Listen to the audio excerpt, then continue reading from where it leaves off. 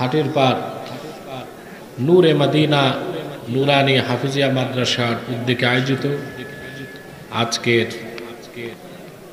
এই ওয়াজ ও দোয়ার মাহফিলের সম্মানিত সভাপতি হাজারাত উলামায়ে কেরাম, তুলাবায়ে এজাম, বিভিন্ন প্রান্ত থেকে ছুটে আসা আমার দিন দরদি মুসলমান ভাই ও বন্ধুগণ, সকলকে অন্তরের অন্তঃস্থল থেকে জ্ঞাপন করছি মুবারক।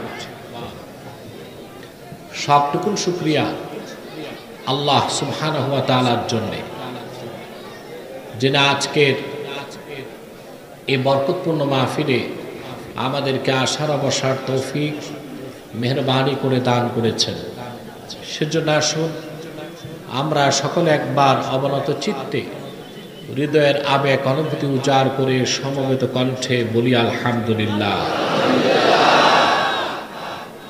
অগণিত অসংখ্য দরুদ ও সালাম আল্লাহর সৃষ্টির প্রধান আকর্ষণ, বিশ্ব সভার সভাপতি, সকল নবী রাসূলগণের মাথার তাজ, শামসুল হিদায়াত, বদরুদ্দুজা, সাইয়্যিদুস সাকানাইন, ইমামুল মুরসালিন, খাতামুন নবিয়্যিন ওয়াল মুরসালিন, আফতাবে নবুওয়াত, শাহনশাহে রিসালাত, সরকারে দো জাহাঁ, সুলতানুল মদিনা, নবিয়ুল আম্বিয়া, হুজুরে আকরাম, নূরে মুজাসসাম, নূরুন আলা নূর, সাইয়্যিদিনা হাবিবিনা শফিঈনা মাওলানা মুহাম্মদ সাল্লাল্লাহু আলাইহি ওয়াসাল্লামের উপর আল্লাহ জাল্লা যিকরু, যাকে আজ থেকে ১০০০০ বছর আগে প্রেরণ করেছেন, সর্বশ্রেষ্ঠ ও সর্বশেষ নবী ও রাসূল হিসেবে, যার পরে আজ পর্যন্ত পৃথিবীতে অবশ্যই কোনো প্রকার নবী কিংবা রাসূল অবশ্যই আসে নাই, অবশ্যই এখনো নাই, অবশ্যই কিয়ামত পর্যন্ত আসবে না। সাউন্ড ক্লিন করতে হবে, স্পষ্ট করতে হবে, আর আমার কানে যেন না বাজে। ভিতরে পর্যাপ্ত আওয়াজ লাগবে, আওয়াজটা আরো ক্লিন হবে, সফট হবে। মনিটরগুলো ঘোরাও, মনিটরগুলো অন্যদিকে করো।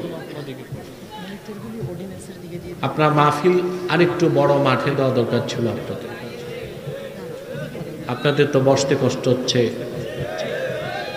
মাঠে, ছাদে, রোডে, বাহিরে প্রচুর মানুষ দাঁড়িয়ে আছে যারা পর্যাপ্ত জায়গা পাচ্ছে না বসার জন্য। আপনার দীর্ঘক্ষণ বক্তব্য শুনেছেন, আমি রাতও গভীর হয়ে গেছে। আপনারা জানেন যে আমি প্রত্যন্ত অঞ্চলে এখন রাতে প্রোগ্রাম করি না, দিনেই করি, কিন্তু আপনাদের প্রচন্ড টাকা যায় এবং আপনাদের আবেগ ও অনুভূতির কাছে আমার ইচ্ছা পরাজিত হয়েছে, আমাকে রাতেই আসতে হয়েছে। তুমি বারবার মাইকটা ধরো না, একবার ঠিক করে 3 হাত পিছে বস, একবার ঠিক করে 3 হাত পিছনে বস, কারণ মাইকম্যান বসলে তাদের চুলকানি হয়, একটু পরপর ধরে। প্রিয় সুধী, আমরা আজকে আপনাদের সামনে কোরআন কারীম সূরা তাওবা থেকে 119 নম্বর আয়াত তেলাওয়াত করেছি। ইহকালীন কল্যাণ এবং পরকালীন মুক্তির জন্য একটি মাত্র আয়াতকে কেন্দ্র করেই আমরা কিছু কথা শুনব ইনশাআল্লাহ।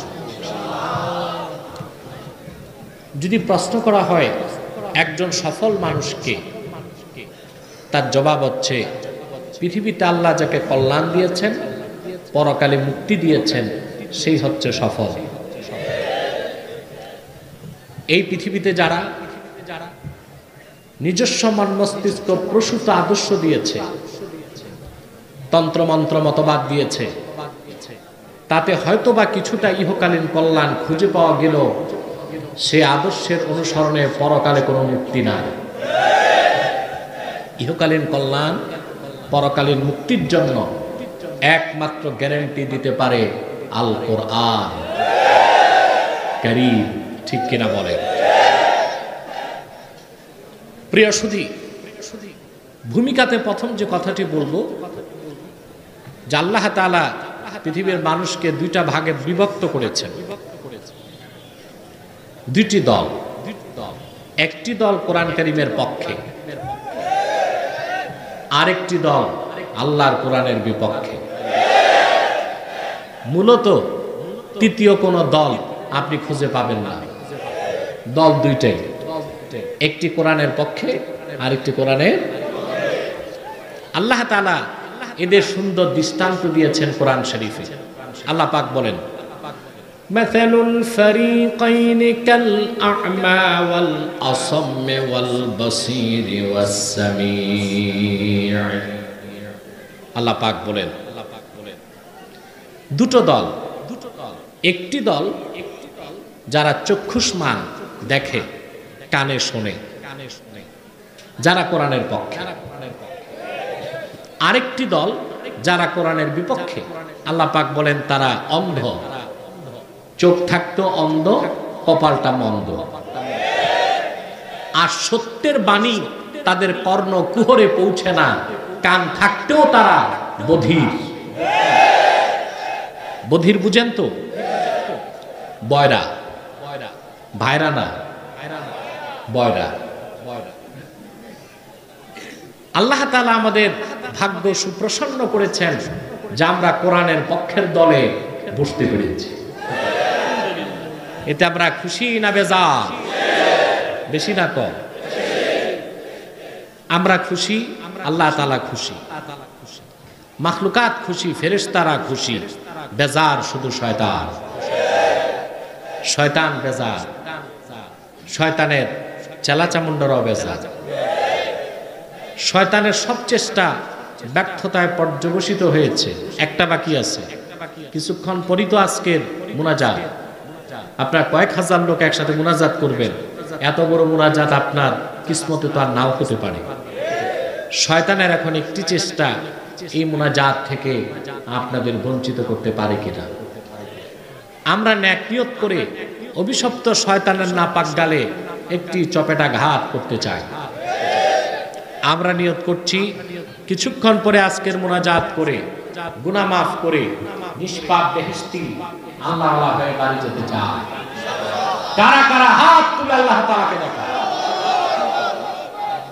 আল্লাহ তাআলা কবুল করুন, আল্লাহ তাআলা মঞ্জুর করুন। বলুন আল্লাহুম্মা আমিন। জোরে বলেন আল্লাহুম্মা আমিন। ইহকালীন কল্যাণ, পরকালীন মুক্তি, এটার গ্যারান্টি দিতে পারে কে? আল কোরআন। আমাদের ইহকালও লাগবে, পরকালও। আল্লাহ কি বলেছেন? শুধু আলেমরা, পীর সাহেব, মৌলবী, মোল্লারা মসজিদ আর খানকা নিয়ে থাকবে, মাদ্রাসায় থাকবে।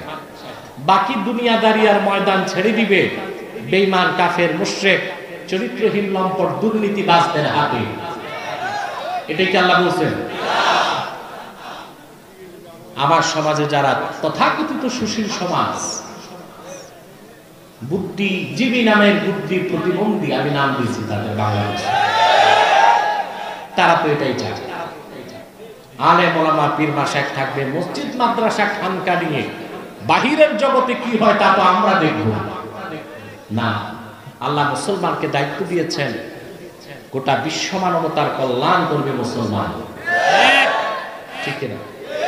আল্লাহ পাক কোরআন কারীমে বলেছেন, কুনতুম খায়রা উম্মাতিন উখরিজাত লিন-নাসি তা'মুরুনা বিল মা'রুফি ওয়া তানহাউনা 'আনিল মুনকার।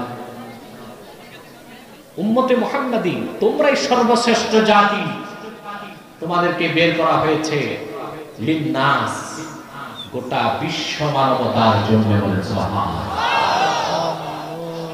সৎ কাজে আদেশ করবে তোমরা, অসৎ কাজে বাধা দিবে।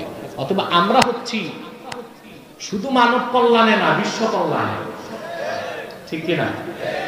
এই জন্য সফল ব্যক্তি সেই যে কল্যাণ পাবে দুনিয়ায়, মুক্তি পাবে আখিরাতে।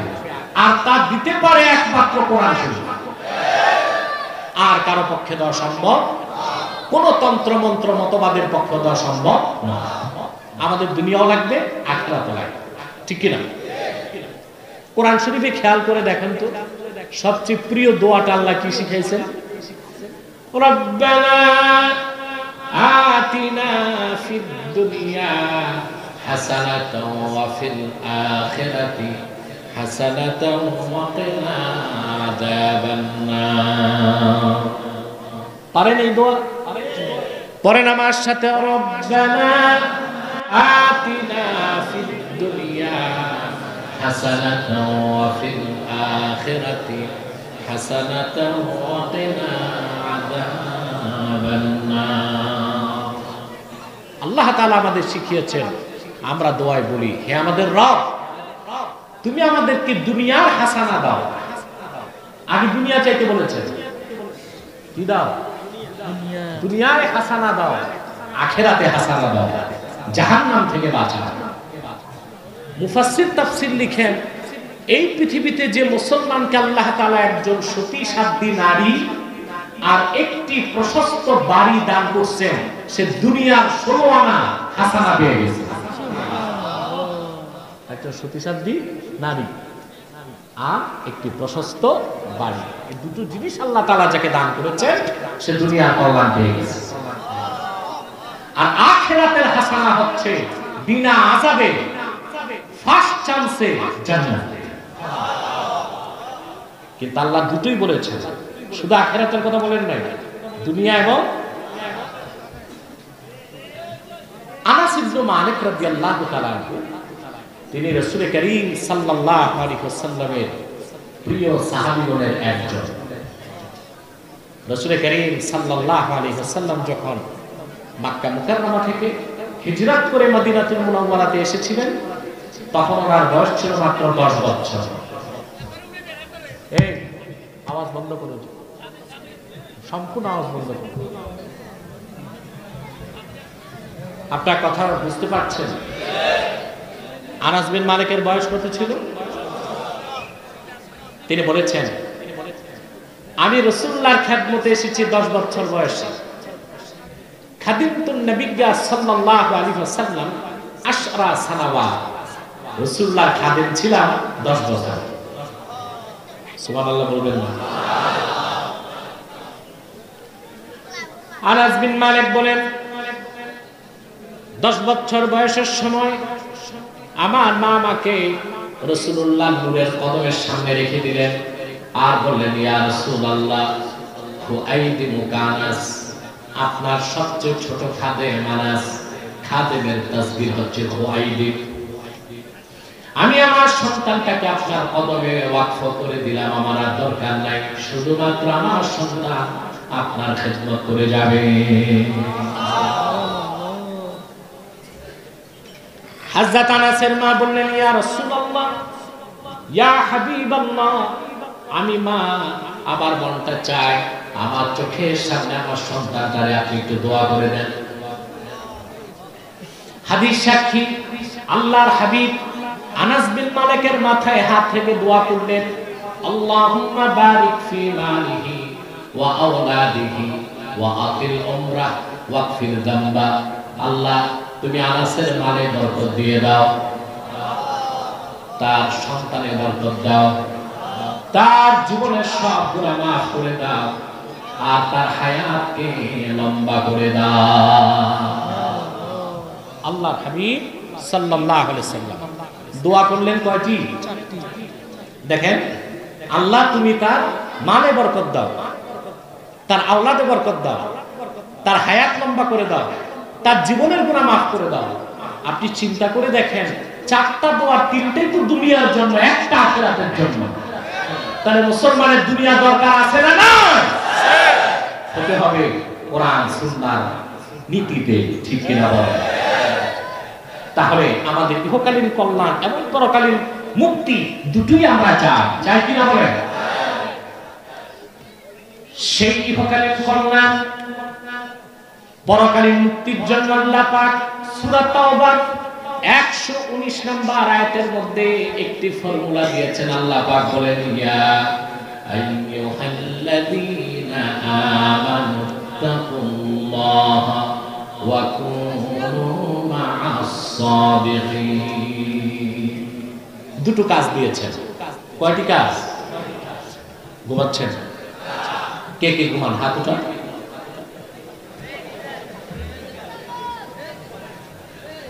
প্রিয় সুধী,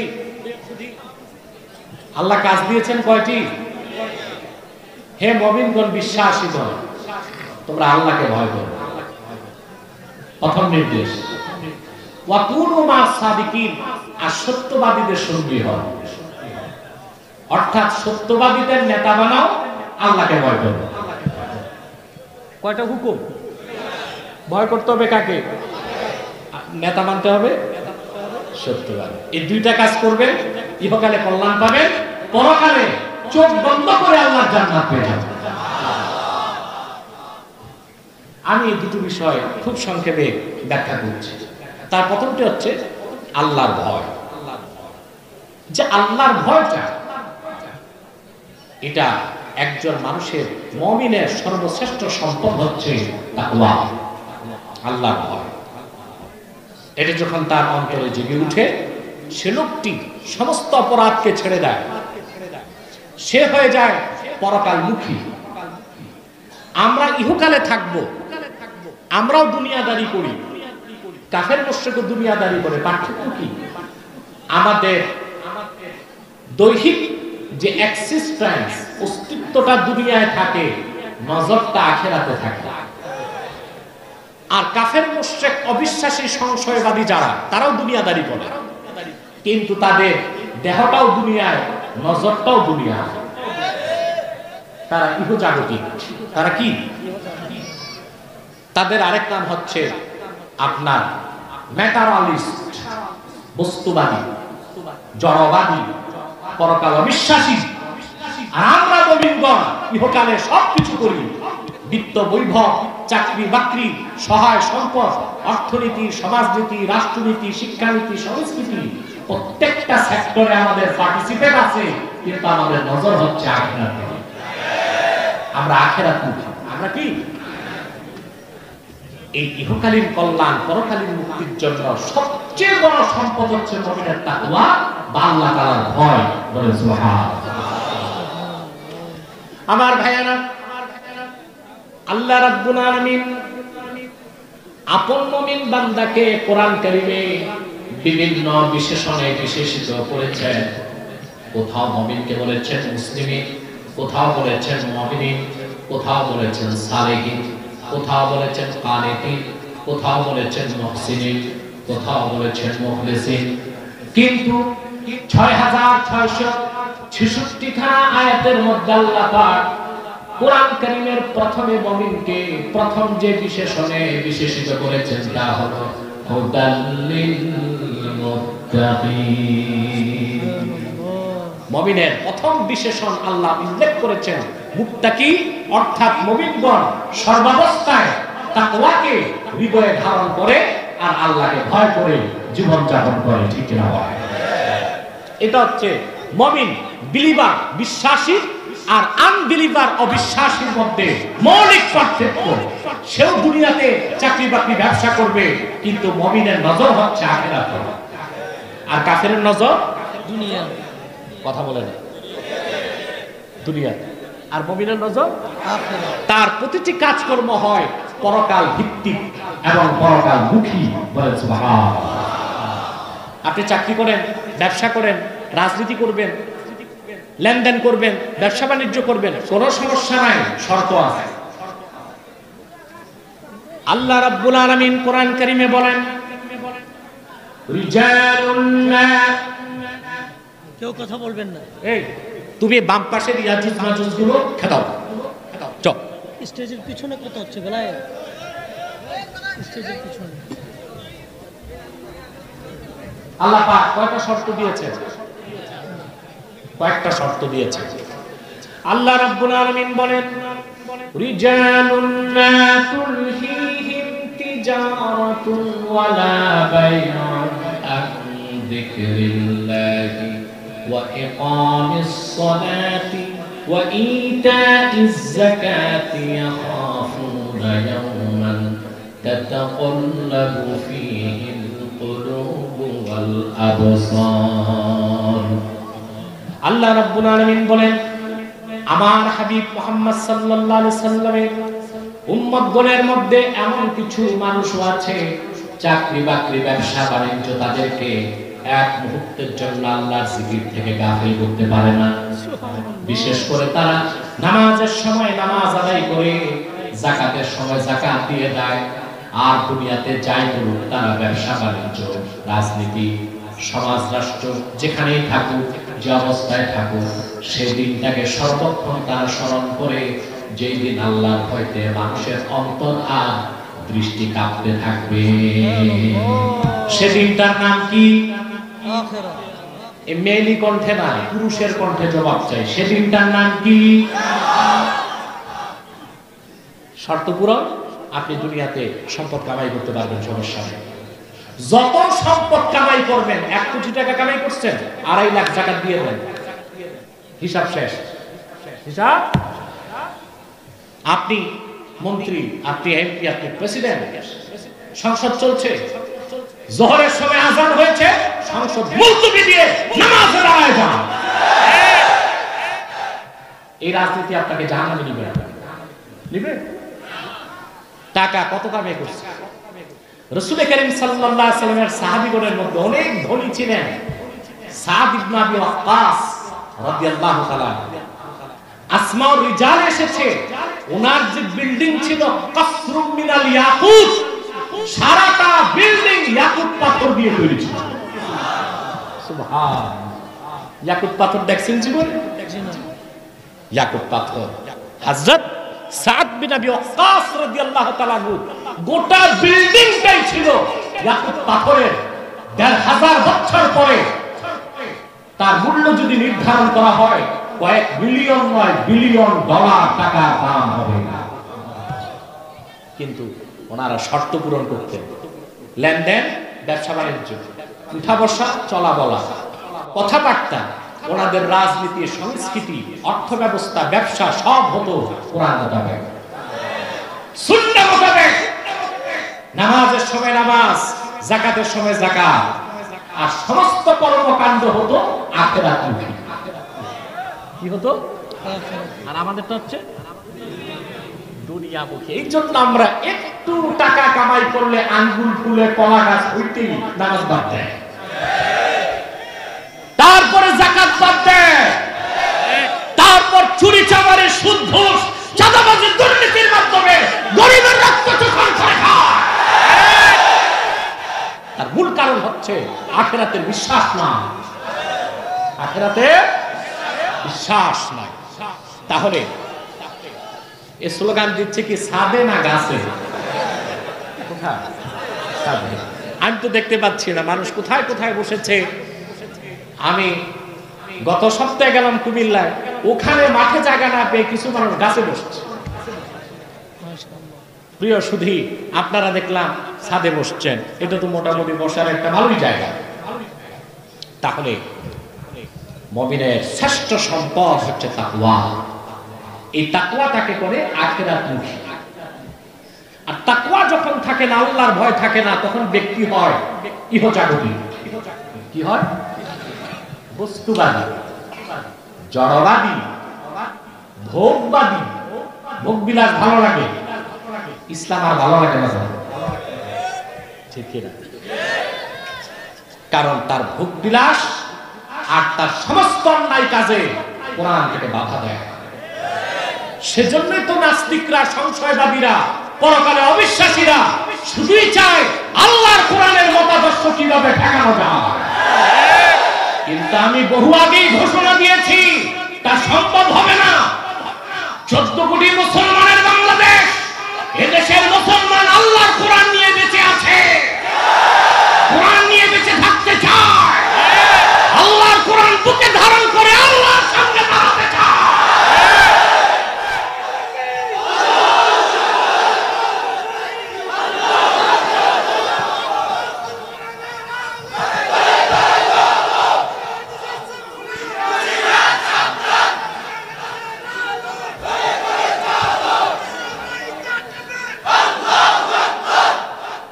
অতএব তাকওয়া, আল্লাহর ভয়, এটা অন্তরে আসতে হবে। এই তাকওয়া যার ভিতরে আসে তাকে বলা হয় মুত্তাকি। কি বলা হয়? এটা ছাড়া পরকালে নাজাতের বা মুক্তির কোনো ব্যবস্থা, জোরে বলেন, ব্যবস্থা হতে পারে? আল্লাহ রাব্বুল আলামিন সূরা আনআমের 32 নম্বর আয়াতে সেই কথাটা মনে করিয়ে দিয়েছেন মানব জাতিকে, ওয়ামাল হায়াতুদ দুনিয়া ইল্লা লাইবু ওয়া লাহু ওয়া লাদ-দারুল আখিরাতু খায়রুল লিল্লাযীনা ইয়াত্তাকুন আফালা তা'কিলুন। ও পৃথিবীর মানুষ, এই দুনিয়াটা খেলতামশা। এটা কি খেলতামশা? আসলে তো খেলতামশা, একেবারেই খেলতামশা। খেলতামশা, মরিচিকা ছাড়া কিচ্ছু নয়। তবে মনে রেখো, যারা আল্লাহকে ভয় পায় তাদের জন্য রয়েছে আখিরাত, উত্তম অবস্থান, উত্তম পুরস্কার। বলেন সুবহানাল্লাহ। যার ঈমান নেই, যার তাকওয়া নেই, যার পরকালের ভৌত বিশ্বাস নাই, পৃথিবীতে তার জীবন যাপন, তার চলাফেরা, তার উঠা বসা, তার সুখ শান্তি, এগুলোর কোনো মূল্য নাই। তার জীবনটা অনেকটা চতুষ্পদ জানোয়ারের মতো। আল্লাহ রাব্বুল আলামিন বলেন, ওয়ালাকাদ যারানা লিজাহান্নামা কাসীরাম মিনাল জিন্নি ওয়াল ইনসি লাহুম কুলুবুন লা ইয়াফকাহুনা বিহা ওয়া লাহুম আ'য়ুনুন লা ইউবসিরুনা বিহা ওয়া লাহুম আযানুন লা ইয়াসমাউনা বিহা উলাইকা কাল আন'আমি বাল হুম আযাল ওয়া উলাইকা হুমুল গাফিলুন। আল্লাহ রাব্বুল আলামিন বলেন, আমি অধিক সংখ্যক জিন আর মানুষকে তৈরি করেছি জাহান্নামের ইন্ধন হিসেবে। তারা কি রকম মানুষ এবং জিন, তাদের অন্তর আছে, সেই অন্তরে তারা মহাসত্যকে অনুধাবন করে না। তাদের কান আছে, সেই কানে তারা সত্যের বাণী শোনে না। তাদের চোখ আছে, সেই চোখে তারা সত্য পথ খুঁজে পায় না। আল্লাহ পাক বলেন, তারা হচ্ছে চতুষ্পদ জানোয়ার সদৃশ বা তার চেয়েও খারাপ। তারা হচ্ছে অমনোযোগী, গাফেল। ঠিক কিনা বলেন? পরকালে অবিশ্বাসী, আল্লাহর ভয় যার অন্তরে নাই, তাকওয়া নাই, তার দুনিয়াদারি আর চতুষ্পদ জানোয়ার, শূকর, কুকুরের দুনিয়াতে থাকার মধ্যে খুব একটা পার্থক্য। এই দুনিয়াটা খেলতামাশা, কিন্তু খেলতামাশার দুনিয়ায় যে ব্যক্তি আল্লাহকে ভয় করে তাকওয়া ভিত্তিক জীবন গঠন করবে, আখিরাতে সে রাজত্বের বিরাট রাজত্ব আল্লাহ তার হাতে তুলে দিবেন, বরং সুখ শান্তি ও নাজাতের ব্যবস্থা করে দিবেন। বলেন সুবহানাল্লাহ। তা আল্লাহর প্রথম নির্দেশ কি? ভয় করবেন কাকে? জোরে বলেন, কাকে করবেন? আল্লাহকে ভয়। আমার ভাইয়েরা, ঈমান আনার পরে কোন মুমিন মুসলমান যত বেশি আল্লাহকে ভয় করবে, সে তত বড় আমার আল্লাহর ওলি হয়ে যাবে। তাকওয়া ছাড়া, পরহেজগারিতা ছাড়া আল্লাহর নৈকট্য পাবার দ্বিতীয় কোনো ব্যবস্থা, জোরে বলেন, ব্যবস্থা। আপনারা ওলি হতে চান? কথা বলে না। আমার দৃষ্টিতে আল্লাহর ওলি হওয়া সবচেয়ে সহজ। এর চেয়ে সহজ কোনো কাজ নাই। আর দুনিয়াতে যত কাজ আছে, মেম্বার হওয়া, চেয়ারম্যান হওয়া, উপজেলা চেয়ারম্যান, উপজেলা চেয়ারম্যান, তারপর যত উপরে, এগুলো সব ঝামেলার কাজ। ইউপি নির্বাচন হচ্ছে বাংলাদেশে, প্রতিদিন আমরা খুন খারাপির সংবাদ পাচ্ছি। ইউপি নির্বাচন, এটা কোনো নির্বাচনই না, খুব ছোটখাটো একটা পদ। এখানে মানুষ AK-47 নিয়ে দাঁড়াবার প্রস্তুতি নিচ্ছে। এই যদি হয় ইউপি নির্বাচনে AK-47 নিয়ে দাঁড়াতে হয়, তো সামনে সংসদ নির্বাচনে ট্যাঙ্ক আর কামানগুলো আমাদের আগেই ব্যবস্থা করতে হবে। এটা কেমন জনসেবক? মানুষ হত্যা করে জনসেবা, এটা কি জনসেবা হলো? এটা হলো পেট সেবা। এটা কি সেবা? প্রিয় ভাই বন্ধুগণ, আমার কথায় কষ্ট হবেন না, আমি যা সত্য তাই বলে যাচ্ছি। গ্রহণ করা না করা ওটা আপনার বিষয়, ওটা আমার দায়িত্ব না। আমি দারোগা না যে আপনার ঘাড় চেপে আমার কথা শুনতে বাধ্য করব। কথা বুঝতেছেন? ইউটিউব ব্যবসায়ীরা তোমরা চুপচাপ বসো, আর আধাটা ঘন্টা সময় দেওয়া লাগে, চুপচাপ বসে যাও। প্রিয় ভাই বন্ধুগণ, সবচেয়ে সহজ কি আল্লাহর বলি বললেন না? আমরা বলি বাংলাদেশ ওলি আল্লাহর বাংলাদেশ, ঠিক কিনা? বাংলাদেশ ওলি আল্লাহর বাংলাদেশ, এটা আমরা বলি। আর বিদেশিরা আমাদের দেশ ঘুরে গেলে বলে নিয়ম কানুন ছাড়া দেশ, তাহার নাম বাংলাদেশ।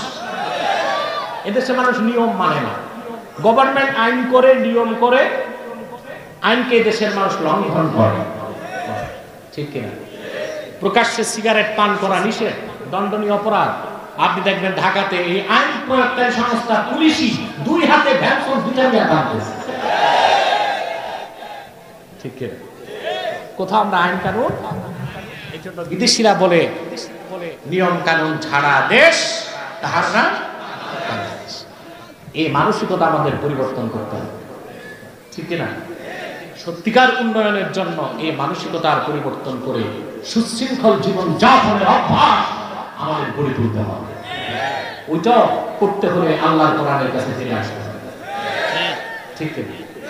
ইসলামের চেয়ে বেশি শৃঙ্খলা কেউ শিখায় না। দেখেন না প্রতিদিন 5 ওয়াক্ত নামাজে কত শৃঙ্খলা, ঠিক কিনা? নির্ধারিত সময়ে আযান, মসজিদে গেলেন কাতারে সব দাঁড়ায় গেলেন, কতটা সুশৃঙ্খল অবস্থান। ইমাম সাহেবের আগে রুকুতে যাওয়ার কোনো ক্ষমতা আপনার নাই, ঠিক কিনা?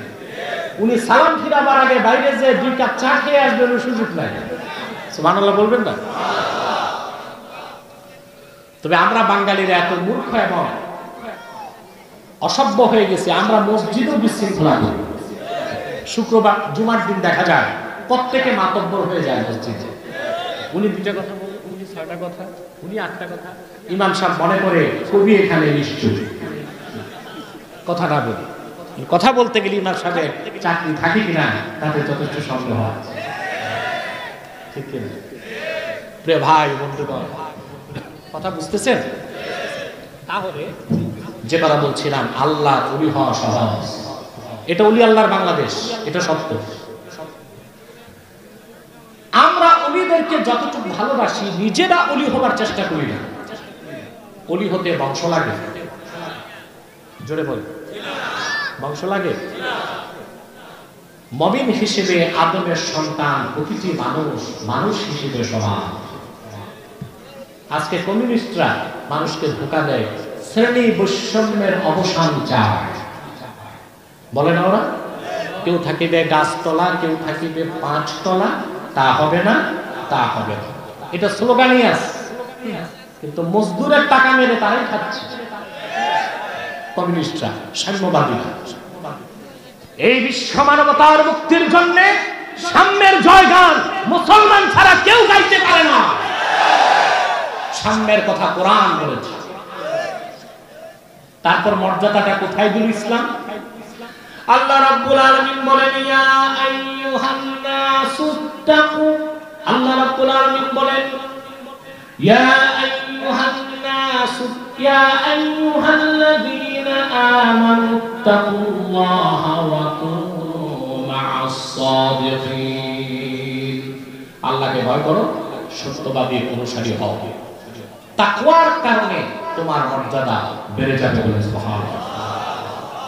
আল্লাহ পাক বলেন ইয়া আইয়ুহান নাসু ইন্না খালাকনাকুম মিন যাকারিন ওয়া উনসা ওয়া জাআলনাকুম শুউবান ওয়া ক্বাবাইলা লিতাআরাফু ইন্না আকরামাকুম ইনদাল্লাহি আতকাকুম। আল্লাহ পাক বলেন হে মানব জাতি, ইন্না খালাকনাকুম মিন যাকারিন ওয়া উনসা, তোমাদের সমস্ত মানুষকে আমি সৃষ্টি করেছি একজন মানব থেকে, আরেকজন মানবী থেকে। একজন পুরুষ থেকে আরেকজন মহিলা থেকে। পুরুষটার নাম কি জোরে বলেন? আদম আলাইহিস সালাম। মহিলাটার নাম কি? হাওয়া আলাইহিস সালাম। হাওয়া না হাওয়া? হাওয়া না, হাওয়া তো বাতাস। হাওয়া সুমিয়াত হাওয়া হাওয়া লিআন্নাহা খুলিকাত মিনাল হাইয়। জীবিত আদম থেকে তার স্ত্রীকে আল্লাহ তৈরি করেছেন। জীবিতকে আরবিতে বলে হাইয়ুন, এই হাইয়ুন থেকে তার নাম হয়ে গেছে হাওয়া। বলেন সুবহানাল্লাহ। কোরআন শরীফে আরেক জায়গায় আল্লাহ তাআলা এটা বলেছেন, ইয়া আইয়ুহাল্লাযীনা আমানু।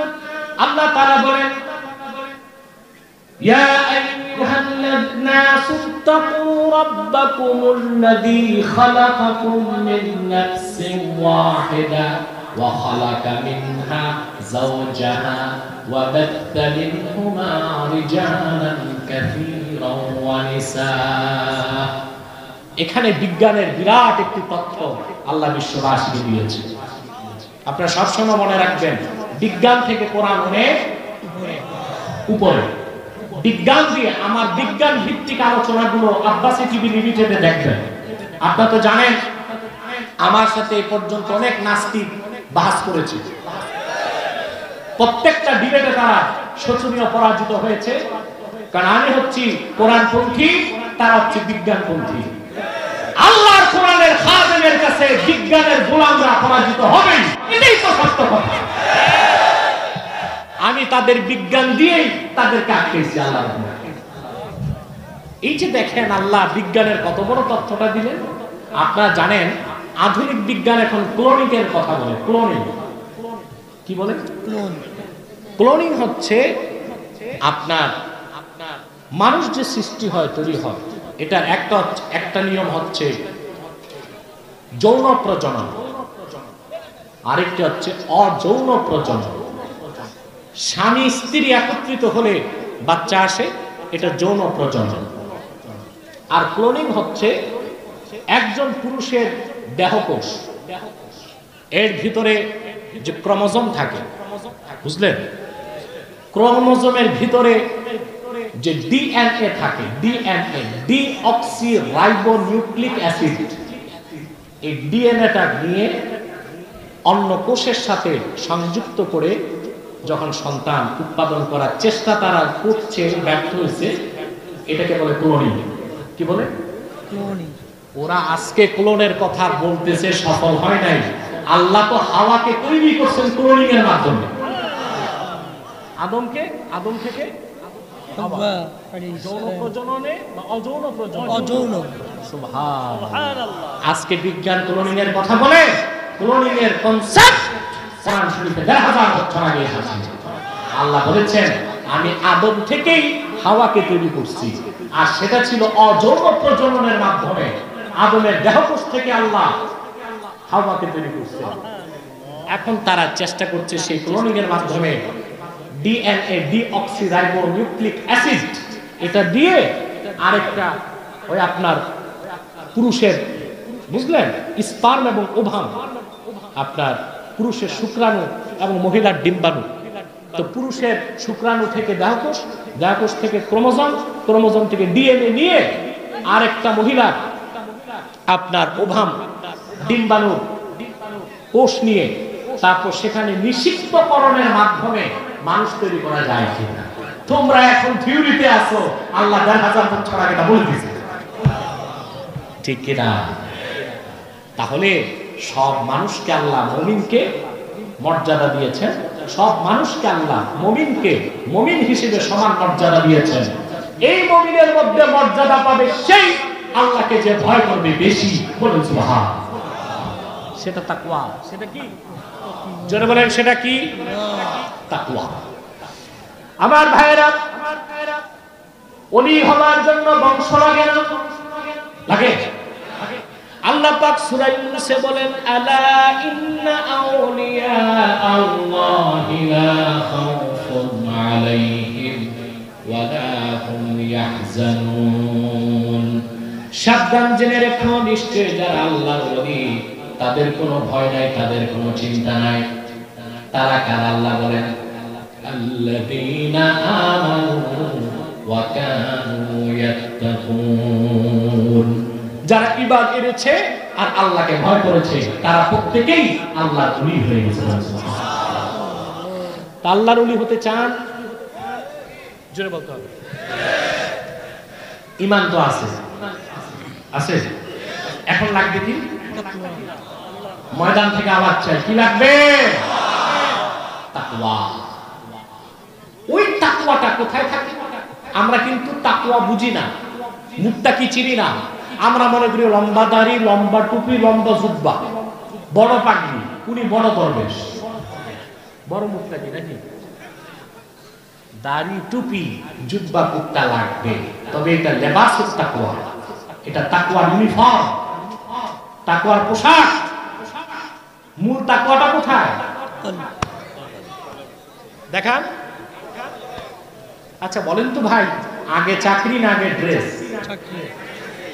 র্যাপিড অ্যাকশন ব্যাটালিয়ন র্যাবে চাকরি নাই, র্যাবের পোশাক পরে হাঁটতেছেন বাজারে, পুলিশ ধরলে 14 বছর জেল, কারণ আপনি ভণ্ড, আপনার র্যাবের চাকরি নাই, র্যাবের পোশাক পরছেন।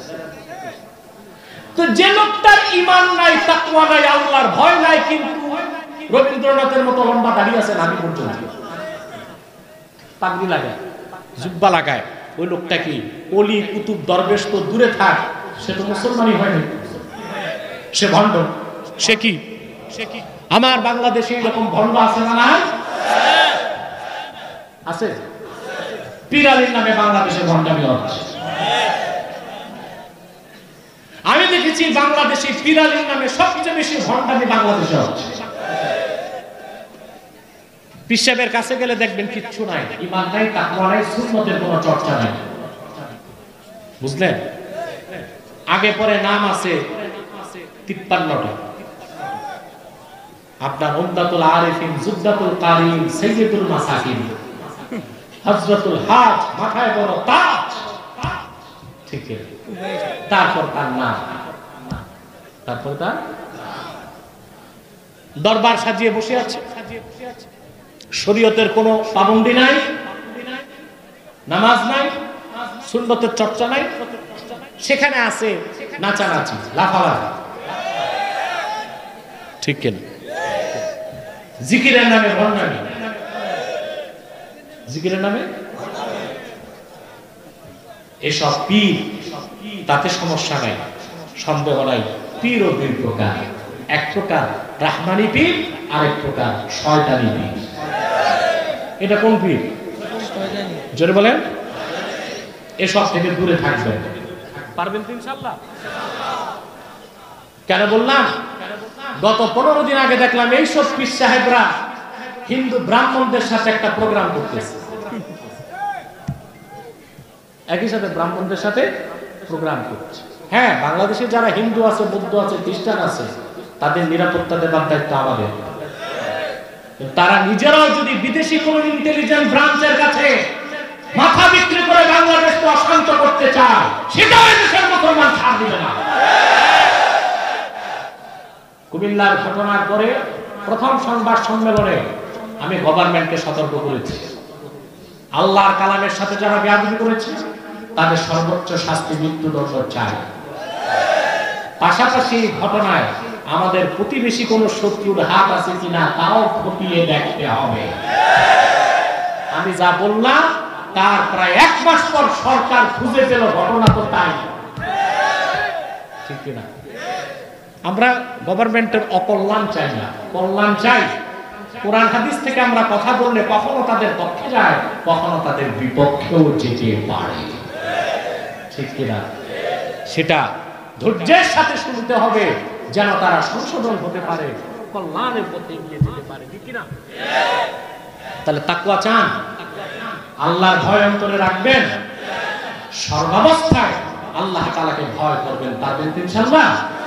আল্লাহর ভয় যখন অন্তরে থাকবে, আপনার দ্বারা সুদ, ঘুষ, নামাজ ছেড়ে দেওয়া, জেনা, ব্যভিচার এগুলো সম্ভব হবে না, নেশা, পানি এগুলো সম্ভব হবে না, দুর্নীতি, চাঁদাবাজি এগুলো সম্ভব হবে না। মাইকটা আওয়াজ কমে যাচ্ছে, ভিতরে আওয়াজটা বাড়বে।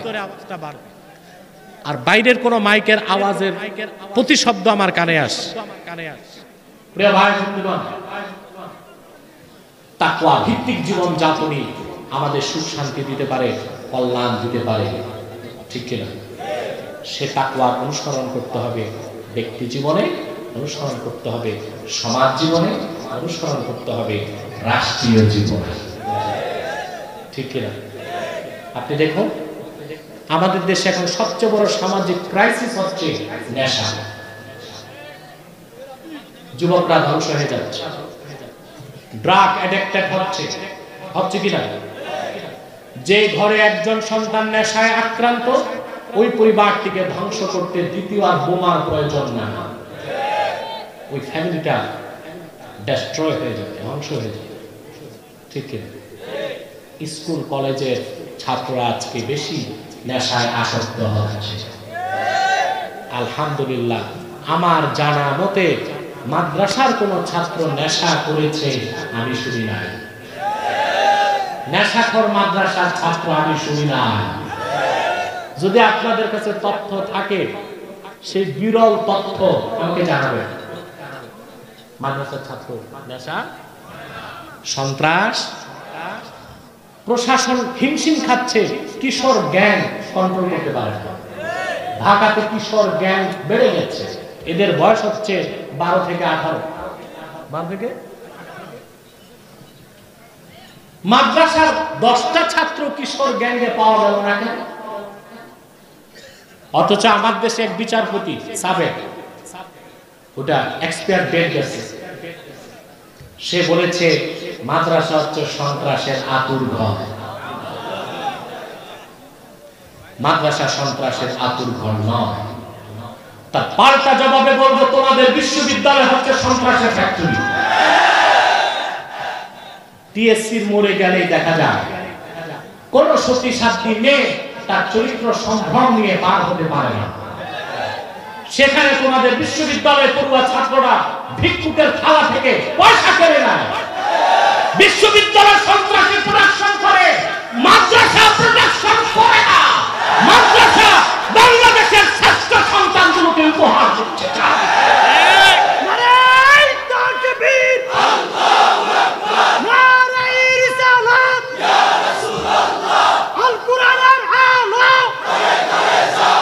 সেজন্য বলি আমার ভাইরা, শুধুমাত্র আইন দিয়ে, প্রশাসন দিয়ে, পুলিশ দিয়ে আপনি সুন্দর সমাজ আশা করতে পারেন না। একটি সন্ত্রাস মুক্ত, সহিংসতা মুক্ত, নেশা মুক্ত একটি সুন্দর বাংলাদেশ যদি চান, প্রতিটি যুবককে তাকওয়ার শিক্ষায় দীক্ষিত করতে হবে, তাকওয়াবান বানাতে হবে, পরকালমুখী করতে হবে। পরকালমুখী কি দুনিয়া বাদ দেওয়া? এটার ব্যাখ্যা তো শুরুতেই দিলাম। প্রত্যেক যুবককে আপনি শিক্ষার মাধ্যমে তার অন্তরে আল্লাহর ভয়টা জাগায় দেন, সে তখন কিশোর গ্যাংয়ে যোগ দিবে না, নেশা পানি ধরবে না, সন্ত্রাস করবে না।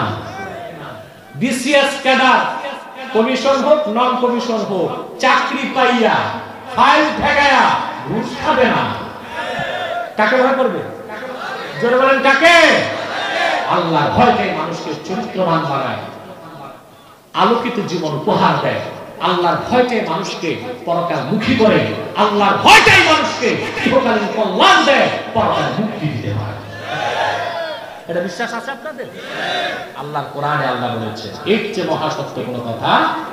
অতএব তাকওয়া ভিত্তিক জীবন যাপন আমাদেরকে করতে হবে। শুধু ওয়াজের মাধ্যমে, ওয়াজ নসিহত করে মানুষকে ভালো করবেন এই আশা করা যায় না। লক্ষ লক্ষ যুবক ডেসপারেট হয়ে যাচ্ছে নাস্তিকদের খপ্পরে পড়ে, নেশা পানি ধরে। এই যুবকগুলো জীবন থেকে, তাদের স্বাভাবিক জীবন থেকে বিচ্যুত হয়ে ডেসপারেট হয়ে যাচ্ছে, ধ্বংস হয়ে যাচ্ছে। তাদেরকে যদি সৎ পথে আনতে হয়, দুর্নীতিমুক্ত সমাজ কায়েম করতে হয়, স্বচ্ছ পরিচ্ছন্ন পরিবেশ তৈরি করতে হয়, তাহলে প্রাইমারি থেকে বিশ্ববিদ্যালয় পর্যন্ত প্রতিটা স্তরে কোরআন কারীমের শিক্ষাকে বাধ্যবাধকতা করতে হবে। শুধু মাদ্রাসায় কেন, পৃথিবীর কোথাও এত মুখী শিক্ষা নেই বাংলাদেশে যত মুখী। এখানে কওমি আছে, আলিয়া আছে, বিশ্ববিদ্যালয় আছে, কারিগরি আছে, আছে না? চাই রকম শিক্ষা চলতেছে না। শিক্ষা হবে একমুখী, যে শিক্ষার মূল হবে কোরআন এবং সুন্নাহ, সাথে থাকবে বিজ্ঞান, দর্শন, ইতিহাস, geography, physics, chemist, zoology, cosmology, botany, theology সব থাকবে। কোরআন সুন্নাহ বেসিক শিক্ষা যদি হয়, তাহলে আমার দেশ কি পাবে? পাবে বড় একজন ডাক্তার, দিনে করে ডাক্তারি, রাতে তাহাজ্জুদ নামাজ পড়া।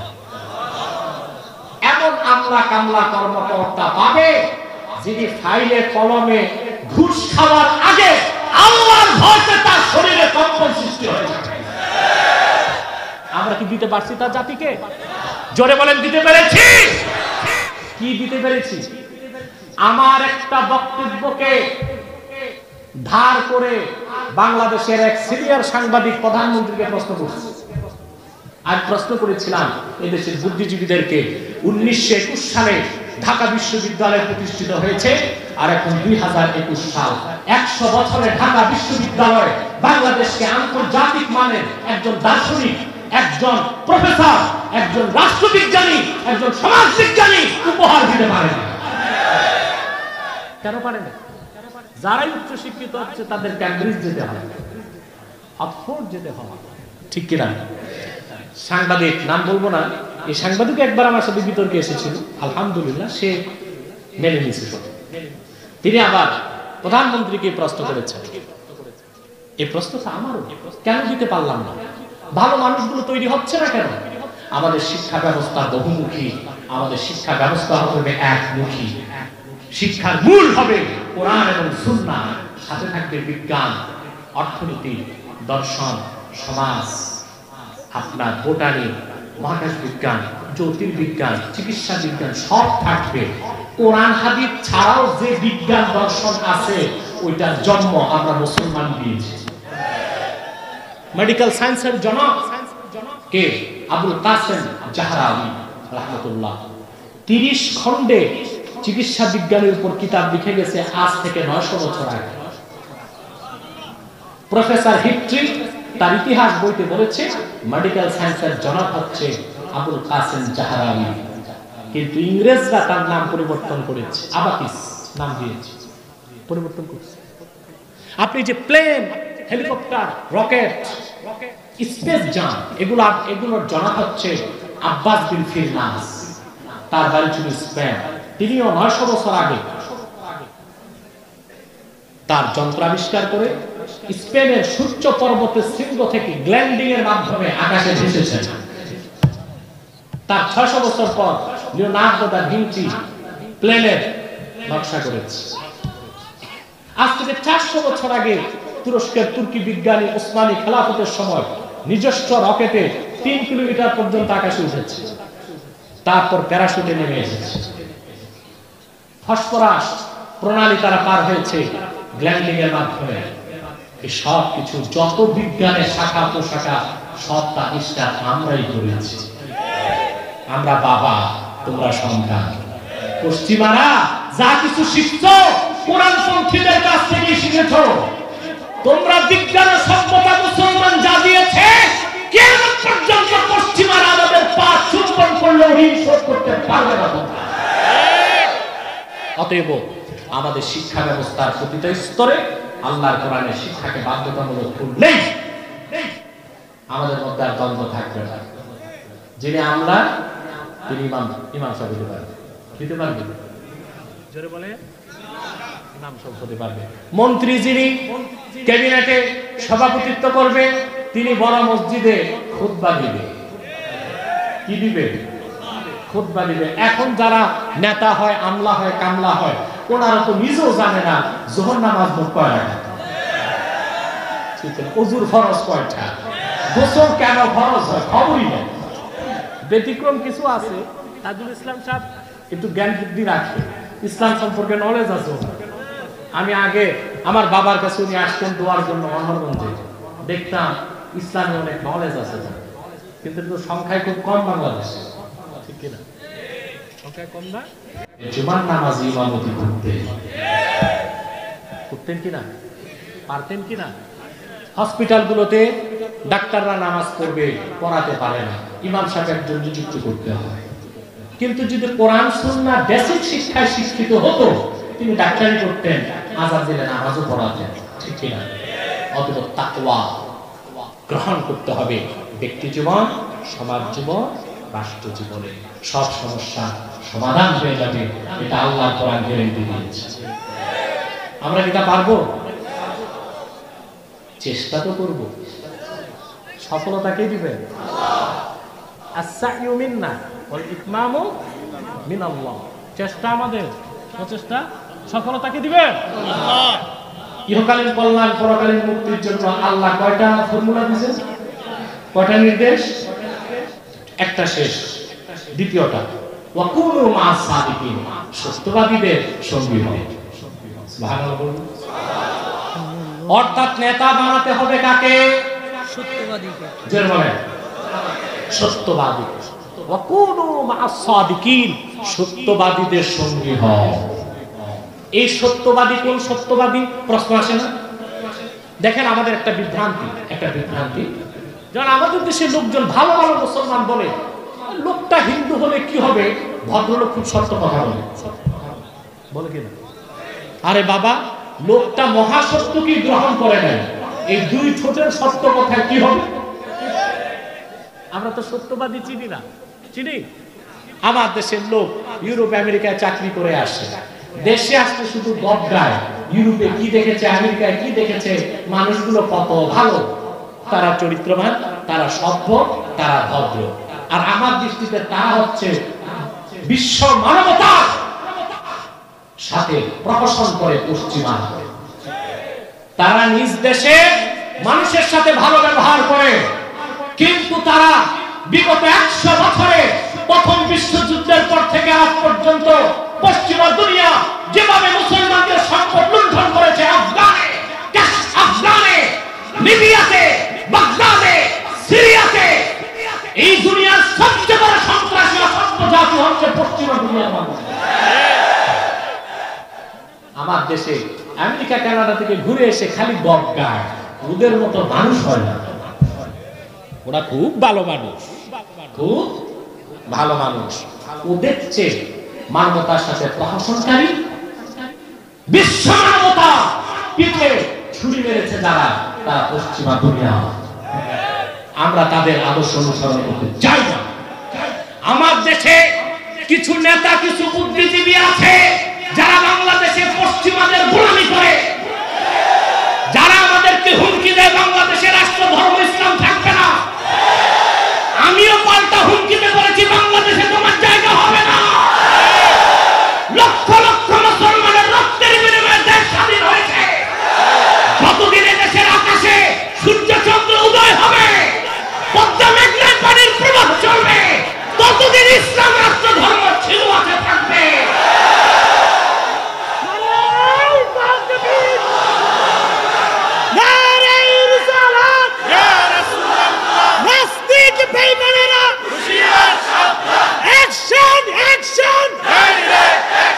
আমার ভাইরা, আমি স্বাগত জানাই গভর্নমেন্টকে। সেই বিচ্ছিন্ন চিন্তার অধিকারী, ওটা ফুলমন্ত্রী না, প্যারামন্ত্রী, তার বক্তব্যকে সরকার 2 পয়সা দাম দেবে, তারপর দেশ ছেড়ে পালাইছে, পরিবেশ শান্ত হওয়ার পর ফিরে এসেছে।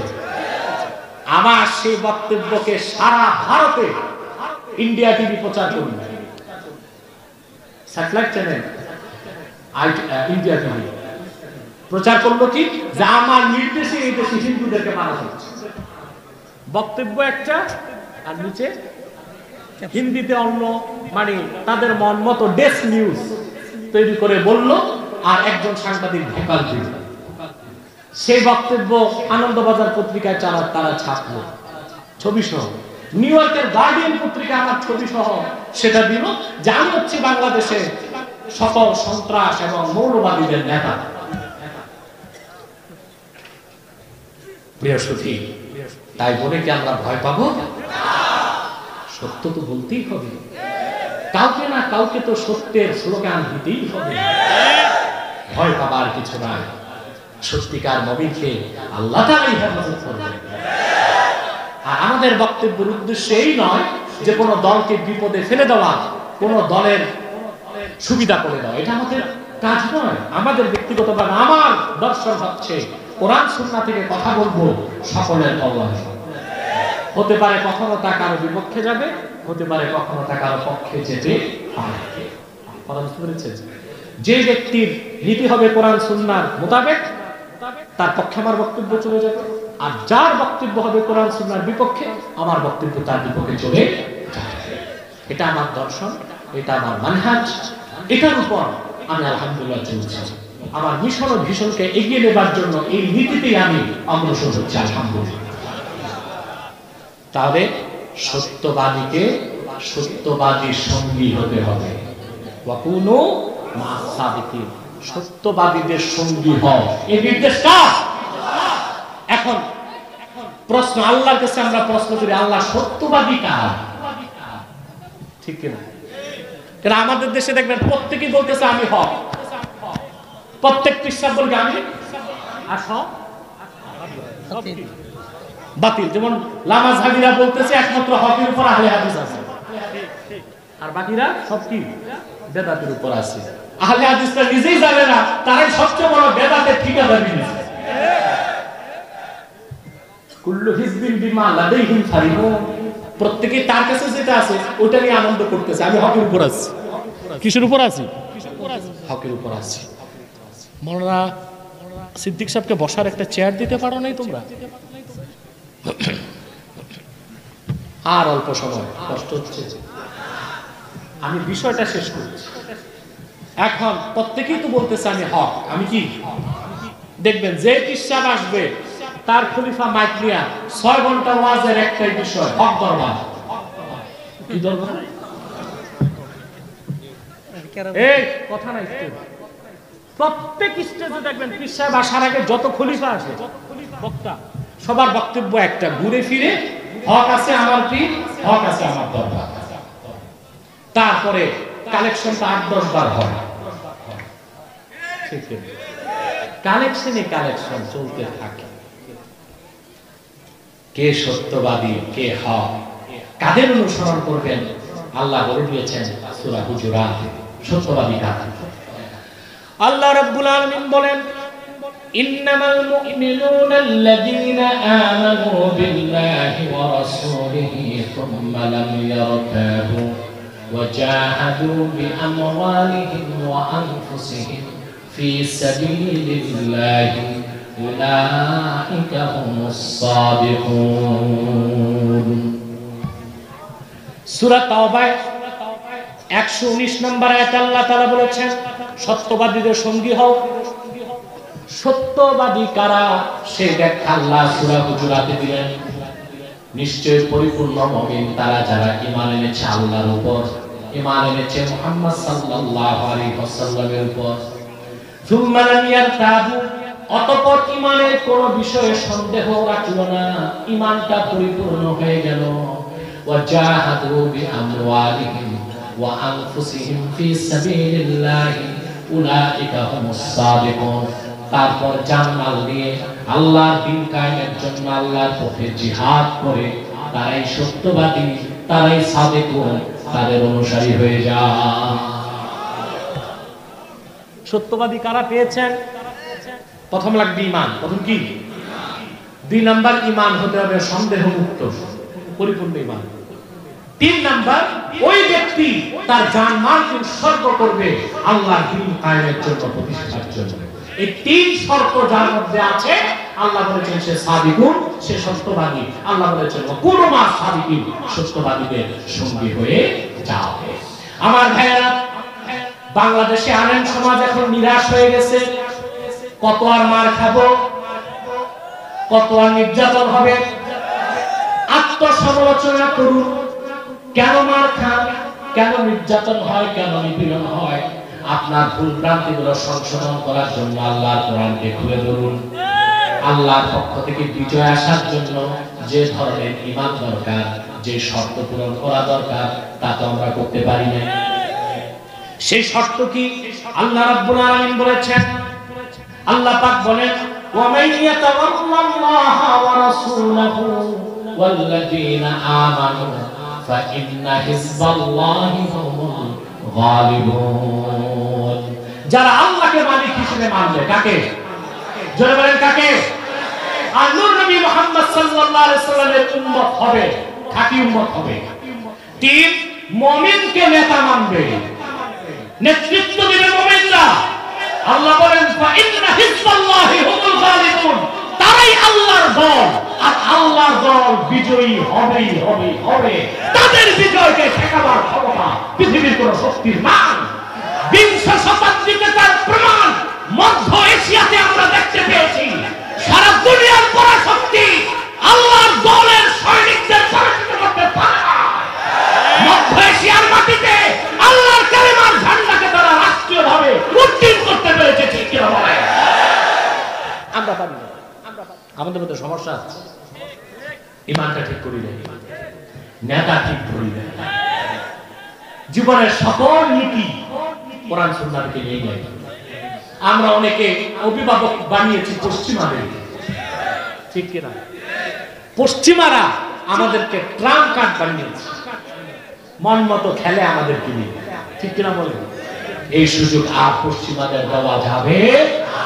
জাতিকে ঐক্যবদ্ধ হতে হবে, কোরআন সুন্নাহর নীতিতে ফিরে আসতে হবে, সাদিকিন সত্যবাদীদেরকে নেতৃত্ব দিতে হবে। দুনিয়ার কোন অপশক্তি তোমার বিজয়কে থামায় রাখতে পারবে না।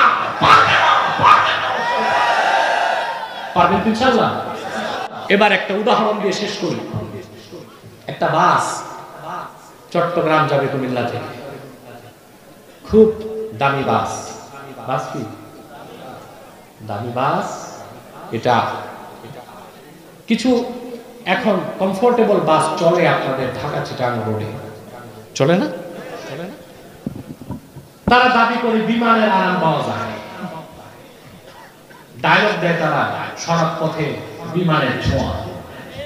অবশ্য আমি দেখেছি যে বাসের দরজা জানালা নাই, নক্ষত্র, এটার পিছনে একটা আছে, সড়ক পথে বিমানের ছোঁয়া লিখতে।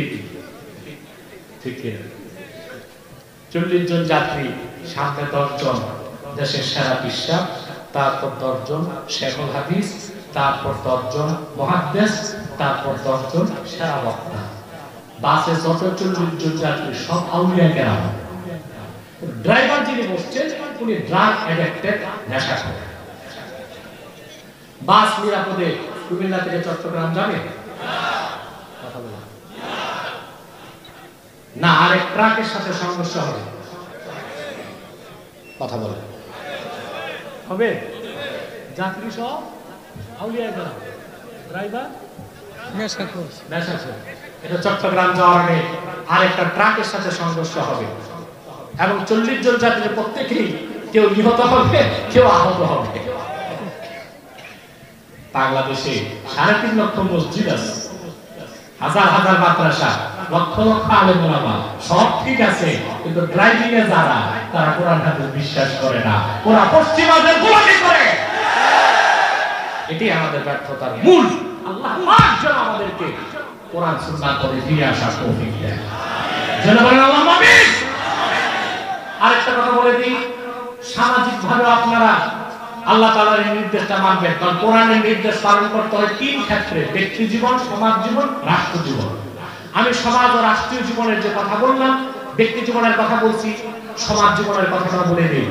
আপনারা সব সময় সত্যবাদীদেরকে প্রমোট করবেন, পারবেন ইনশাআল্লাহ?